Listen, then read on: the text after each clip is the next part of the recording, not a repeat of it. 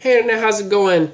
Sorry, Testament was kind of difficult to watch, but for the next few days, I'm gonna quickly go through these next 6 episodes, or 4, 5, 6, 7, 8, 9, 9, and 10. I'm gonna run through those real quick and get those out to you before New Year's hit, because of course I gotta watch that crazy show. But or at least I gotta finish what I fucking started. But yeah, jumping into episode 4, I'm pretty much gonna sum the story up of this episode really quickly. And what goes on? They get to the demon world. They meet Maria's sister, and of course she says you have to wait until you meet the master of this castle.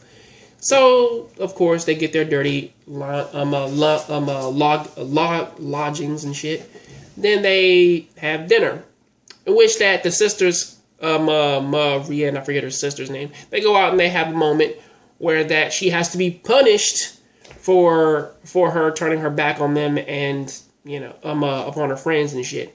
To which that of course Basara says, I will take charge in the punishment. Of course, then he does his thing. Then of course Kurumi, she goes and snoops around somewhere following Basara for some reason and gets herself caught. And she has to endure the punishment as well. But after all of the punishments and whatnot, that's when we get story. In the story portion of this series, or at least of this part, is that after her father died, the martyr army had to go on and take care of things.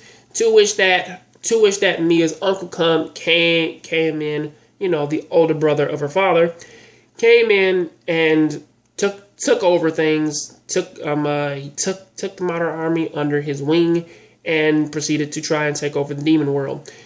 To which that Mia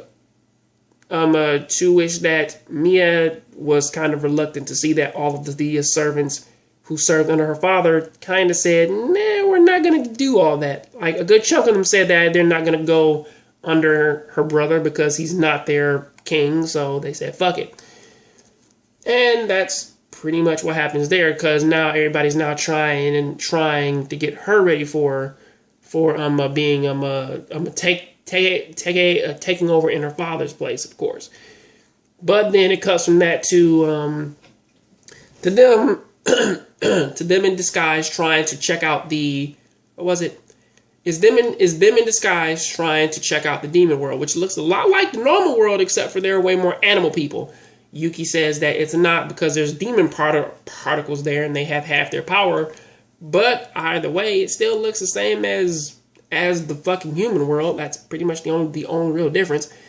And in the midst of this, Zest has a problem, because now she feels bad for her working with Volga, whatever that old man's name was, the one who Lars murdered. Apparently, it went from him to, what was it?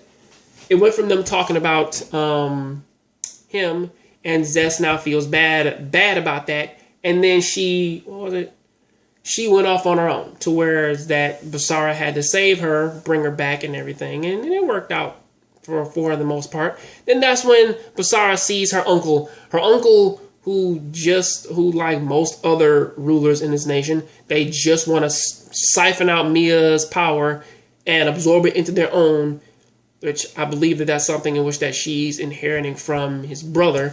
He wants to take that. He wants to take that power and insert it into himself and become way more powerful, you know, so that he can really rule the demon world and so on and so forth. To which Basara kind of has a problem with. And then there's like a small little tidbit at the end where they do talk about Lars and the orphanage and everything else. But pretty much that is this entire episode. Really is, like, this one feels like a major information dump because they dropped a lot of shit on there, which really isn't all that bad, because again, 10 episodes, you need to pile in some shit fast. But that is what I gotta say about that, though. Until then, I'll catch you guys on the next Jongravesshow. Please keep watching anime, keep playing video games. I'm out.